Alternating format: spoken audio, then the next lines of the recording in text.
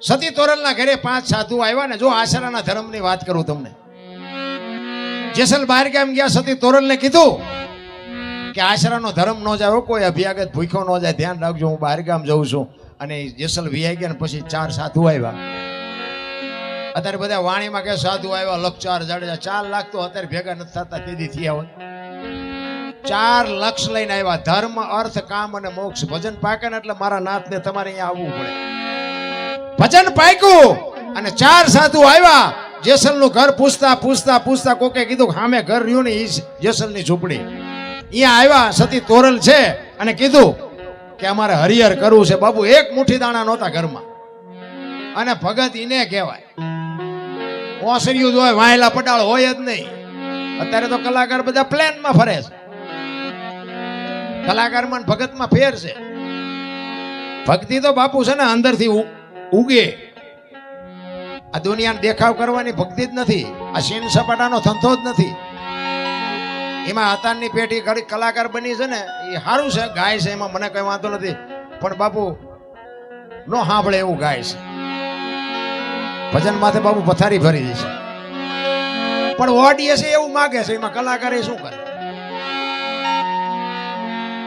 ઘરે જવું ગમતું નથી, મને દિલ કી બીમારી. અને દિલ કી બીમારી હોય દવાખાને જાવ ને. આ ભજન છે. પણ ઓડિયન્સ પર ચીઠી લખીને મોકલે કે આવડું આ ગા. એટલે ઓલામને ભાઈ પૈસા લેવાનો, એટલે કે હાલો એ ગાવી. કોઈ નામ નેઠો નહીં રામ. સંતવાણીમાં તો બાપુ શું તમને વાત કરું, રાતે પારેવા ઉતારેલા બાપુ કાનદાસ બાપુ, નારાયણ બાપુ રાતે પારેવા ઉતરે. વાણી કરે ને રાતે પારેવા સણવા આવે. ઈ વાણીની તાકાત. પાણા બોલ્યા છે, પાણા. અમારા ગુરુ મહારાજ એમ કહેતા કે પાણો સામે હોય ને, તમારી અંતરથી બાપુ નાભીમાંથી વાણી નીકળતી હોય તો પાણો અવાજ કરે, બોલ શું જોવે છે. શું તાકાત હશે ભજનની ભલામણ. સતી તોરલ વિચાર કરે, જેસલ ઘરે નથી, ઘરમાં દાણા નથી, આશરાનો ધર્મ નો જાય. કીધું હવે હું કરું? સાધુને કીધું કે બાપુ બેહો, હું આવું. બજારમાં નીકળ્યા. વિચાર કરે છે હવે હું કરું. અને સધીરની હાટડી સામે દેખાણી અને સધીરની દુકાને જાય છે. અને જો સધીરની, મેં એક સંત પાસે સાંભળેલી વાત તમને ખુલાસો કરી દઉં. દુનિયા જે વાત કરે ને એ વાત, સાધુ એક હતા અમને મળેલા, થાનની બાજુમાં માંડવનું વીડ છે, એમાં એક સાધુ આ બોલેલા. એ હું તમને કહું છું, સાચું ખોટું મારો રામ જાણે. એ કે સધીરનો કોઈ એવો હલકો ઈરાદો જ નહોતો. આ દુનિયા ગમે એવી વાર્તાઓ કરે, સધીરનો એવો કોઈ હિસાબ જ નહોતો. પણ સધીરે પાપ ખૂબ કરેલું. પૈસાનું વ્યાજ વટાવનું, વધુ ઓછું દેવાનું, લેવાનું, વેપારમાં ખૂબ કરેલું. એટલે એ વિચાર કરતો હતો કે મારે પાપ ધોવા છે, પણ ધોવા જાવું ક્યાં? અને આ જેસલને સુધાર્યો એવા એને સમાચાર મળ્યા ને. કોકે કીધું કે આપણા ઓલા દરબાર નથી જેસલ જાડેજા બારવટિયા, ઈ કે કોક બૈરું લઈ આવ્યો છે ને, ત્યારે જાડેજાને કે બકરા જેવો બનાવી દીધો. અને આ તો બાપુ વાણિયાની કોમ. એ કે જેસલને જો બકરા જેવો બનાવ્યો હોય તો એ બૈરું જેવું તેવું હોય નહીં. અને એ બૈરાને મારે મળવું છે ને, એને મળવું ને, એની પાસે કંઈક માગણી એવી કરું ને કે મારા પાપમાંથી મને મુક્ત કરી દે.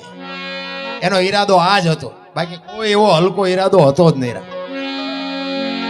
અને સધીર જેસલના ઘરે જઈ શકતો હતો, પણ સધીર બીતો હતો કે આ દરબારનું કઈ નક્કી નહીં. આ ભક્તિ કરે છે જેસલને, 4 તલવાર ઉપાડે, કઈ નક્કી નહીં. આ ઘરે ન જવાય.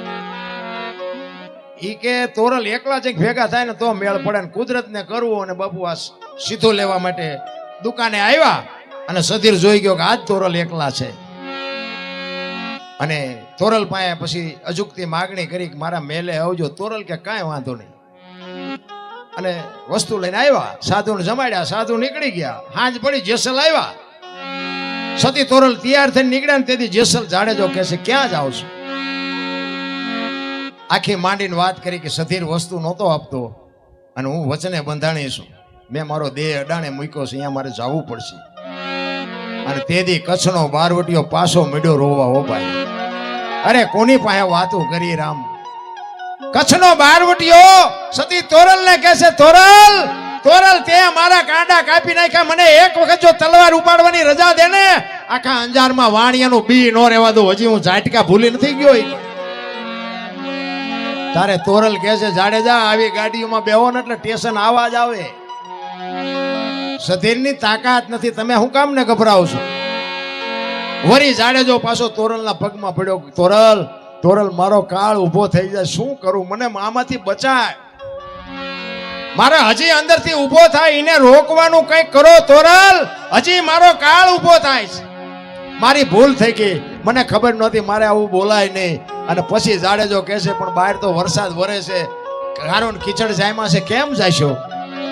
એ કે ગમે એ થાય પણ મારે જવું પડશે. તેથી કચ્છનો બારવટીયો સતી તોરલને કહે છે, તોરલ, તોરલ, મારા ખભે બેસી જાઓ, હાલો હું તમને મૂકવા આવું. બાપુ કોની પાસે વાતો કરી? તેથી સતી તોરલ એમ કહે છે કે વાહ જાડેજા, વાહ, તારા શું મારે વખાણ કરવા. એ કચ્છનો બારવટીયો બાપુ આમ ઘોડી થયો અને તોરલને ખંભે બેહારીને બાપુ રાતે નીકળ્યો. કોઈ જીવ જાગતો ન હોય, કાળી ડિબાંગ રાત જામી હોય, ટમરા ત્રમ ત્રમ બોલતા હોય અને વીજળી આંખને ચીરતી હોય, કાળી ડિબાંગ રાત જામી અને એમાં બાપુ તોરલને ખંભે બેહારીને જાડેજો સબાંગ સબાંગ સબાંગ મીડો પગલા માંડવા. તોરલની કહું તૂટે છે કે વાહ જાડેજા, વાહ જાડેજા, વાહ જાડેજા. અને સધીરની હવેલીએ ઉતારી અને જેસલ કહે છે કે હવે હું જાઉં છું, તમારે જ્યારે આવવું હોય ત્યારે આવજો. સધીર જો મને જોઈશે ને તો પાછો બીશે. અને જાડેજો હાલતો થયો ને, તોરલના મોઢામાંથી વાણી નીકળી, સુજા અને સુલક્ષણા, તારા હાડમાં નો આવી હલકી વાત. આવા નરને કેમ મોડા મળીએ જાય, મારે સરગાપુરનો સાથ. વાહ જાડેજા, વાહ, ત્યાં તો આ દુનિયામાં મને ઉજળી કરી. ગુરુ અને શિષ્યના નાતાની હજી આપણને ખબર જ નથી. ભલા ગુરુ એમ કે ખાલી કુવો છે, એમાં ધૂપકો મારી દે, બીજી મિનિટ નો થવા દેવા, ઈ કઈક લઈ શકે. આ તો કે માઇલમાં બાપુ પડું તો પગ નો ભાંગી જાય, એનું કામ નથી. રામ દેવાયત પંડિત ને 750 સેવક હતા, પરીક્ષા કરી 4 વધ્યા. હાલો, હુરો, વણવીર ને ઢોંગો 4 જ વધ્યા. લ્યો બોલો, બીજા બધા ગાયલો બાપુ કંઠીઓ તમારી પાછી. ગુરુ અને શિષ્ય, એક ગુરુ ને શિષ્ય બે આમ જતા હતા ને, ખેતરના શેઠે નીકળ્યા ને, એમાં બરોબર દી આય તમારો ટાઈમ. અને હમણાં બાપુએ વાત કરી મંદિરની આરતીની, એટલે સંધ્યાનો સમય ને, એટલે ગુરુ મહારાજ એના શિષ્યને કીધું એ કે મારા ગુરુનો આદેશ છે કે જ્યાં સંધ્યા થાય સંધ્યા આરતી કરવી પડે. એટલે હવે આપણે સંધ્યા આરતી કરી પછી આપણે આગળ હાલી. દોલો ચેલો કે બાપુ હાવજની ડણકું સંભળાય છે, કોઈ નહીં, આ પૂજા બૂજા ફાળે, નાસ્તો કરી જાય બે નો. હલો કે બે ખેતરવા આગા. એ કે ના, મારા ગુરુનો આદેશ છે, હવે અહીંથી એક ડગલું ન હલાય. અને ગુરુ મહારાજે આસન જમાવ્યું, એ દીવો ને અગરબત્તી ના તે જે કાંઈ કરવાનું તે કર્યું. અને તુહી તુહી તુહી તુહી ગુરુ મહારાજને તાલ લાગી ગયો. પડખે ચેલાને પછી બેહવું પડે. ચેલો બેઠો પણ ઘડીએ ઘડી આંખ ઉગડી જાય, સિંહ બી આવશે તો, સિંહ બી આવશે તો. અને આવા કપાતર પાછા બોલે થાય તે, અને આંખો ઘડીએ ઘડીએ ઉગડતી ને એમાં બાપુ ગા ગા ગા ગા ગા ગા ઘા કરતો નીકળ્યો હાવજ. એક ખડતાલ મારીને ગાડું થોડું ઉડાડી, ચેલો બાપુ ભાગ્યો, ઝાડવા ઉપર ચડી ગયો. અને ઝાડવા ઉપર રહ્યો કે ગુરુ ગયા. અત્યારે જાજો ભાગ બધા નાસ્તા કરાવે એવા જ છે. ઈ બેઠો બેઠો જોવે છે કે હાવજ શું કરે છે ને ગુરુની શું દશા થાય છે. હાવજ આવ્યો, બાપુ ગુરુનો તાલ લાગી ગયો. એ હાવજ અહીંયા આવ્યો ને, ગુરુ મહારાજને એક પરિક્રમા કરી, સામે બે પગ લાંબા કરી અને ગુરુ મહારાજને વંદન કરીને બાપુ હાવજ વિયો ગયો. ચેલો બેઠો બેઠો વિચાર કરે કે હું બેઠો તો મને પગે લાગે. સિંહ વિયો ગયો ભાઈ, હેઠો ઉતરીને એ બેહી ગયો પાછો એના આસન ઉપર. ઘડીક થયું ને બાપુ જાય ગયા, બધું જોડીને ચીપિયો કમડલ ને બધું કર્યું ભેગું. બાપુ કહેલા આમાંથી કંઈક તો ઉપાડ્યા, બધું મારે જ ઉપાડવાનું. એ કે બાપુ ચીપિયો લાવો. મેં ચીપિયો લઈને આમ કડીમાં આંગળી ભરાવીને આમ ફેરવતો ફેરવતો જાય ને બાપુ અરે વાતો કરતો જાય. એ કે બાપુ હમણાં આપણે બેઠા ને કે સિંહ આવ્યો હતો. બાપુ કે આવ્યો હોય છે કે બાપુ મને ખબર પડી ને, મને બીક લાગી, હું ઝાડવા ઉપર ચડી ગયો. એ કે સડી ગયો હોય છે. એ કે બાપુ પછી તમારી પાસે આવીને એ કે તમને પરિક્રમા કરીને પગે લાગીને સિંહ વિયો ગયો. તો કે વિયો ગયો હોય છે. એમ કરતો જાય ને આમ ચીપિયો ફેરવતો જાય. હવે ચીપિયો બોરડીમાં ભરાણો, બોરડીમાં મત બેઠેલું. હવે શાંતિ મત બેઠું હોય ને આપણે હળી કરો એટલે શું થાય બધાને ખબર છે. બેન સોટ્યું હો, ગુરુ ને શિષ્ય બેન આમ આમ આમ આમ આમ આમ કરતા બે ખેતર બહુથી ગયા. ઓલાને કાંટા કાઢે ને ઓલાને રાતા સોળ કરી મૂક્યા. પછી ઓલા શિષ્ય ગુરુને કીધું બાબુ એક વાત તમને કહું કે શું? કે બાપુ ઓલો હાવદ આવ્યો ત્યારે તમે હલ્યા નહીં આવડી આવડી માઇકુમ ઠેકડા મારવા માંડ્યા. અને ગુરુ મહારાજે બાપુ એવો સરસ જવાબ આપ્યો ને, ઈ કે ઓલો હાવદ આવ્યો ને તે મારી હારે અખિલ બ્રહ્માંડનો માલિક હતો ને માયખું આવી તે કપાતર તું છો મારી હારે. એમ સંગત કોક હારા નહીં કરાય, ભાગવું ન પડે. હારા માણા ભેગો દારૂ વાળા હોય ને, દારૂ વાળા એના ભેગા તમે ન પીતા હોય ને બેવો ને તો તમારું નામ લખાઈ જાય કે પીતો જ હોય ને કે આના ભેગો ન પી, ભલે ન પીતા હોય. અને બાબુ હું તો એમ કહું છું પીતા હોય ન પીતા, બાકી પીતા પછી તમને ઘણા એવું થતું કે એના બાપના પૈસા ચા હતા, પીતા હોય પીજો પણ પીવાય નહીં. કંઈક ના ઘર બરબાદ થઈ ગયા છે, મેં મારી નજરે જોયા છે.